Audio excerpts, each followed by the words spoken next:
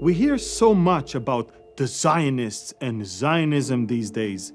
Let's break it down: the good, the bad, and the Zionists. The term Zionism stems from the concept of Zion, Zion in Hebrew, the hill upon which the city of Jerusalem is built. For 2,000 years, after being exiled from their ancestral homeland, Jews around the world yearned and prayed towards Zion, pleading with God to allow them to return to Jerusalem. We hear this heart cry of our people in Psalm 137, verse 1. By the rivers of Babylon, we sat and wept when we remembered Zion. How truly prophetic those words are. The Zionist movement initiated the realization of the long-awaited dream to re-establish a Jewish homeland in the land of Israel.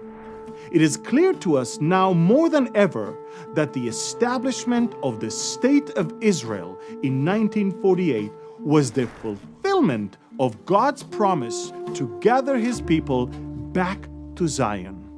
This miracle was described in Ezekiel chapter 36, verse 24.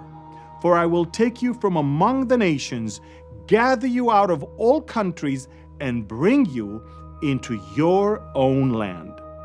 However, opponents of the biblical vision of the Jewish return have often used the term the Zionist entity to deny the rights and historical connection of the Jewish people to the land.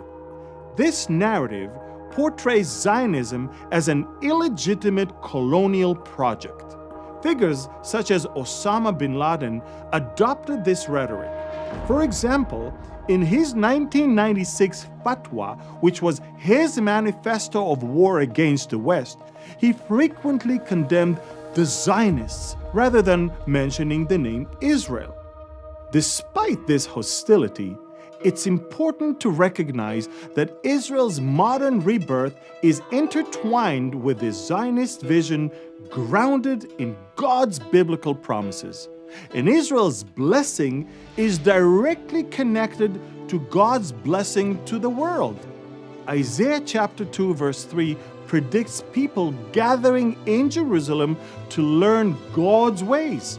For out of Zion shall go forth the law, and the word of the Lord from Jerusalem. Believing in Israel's right to the land means embracing Zionism, a movement that is not just political, but spiritual. If you stand with God's biblical promises for Israel, congratulations, you are a Zionist. And remember, Zionism isn't just a good thing, it's a God thing.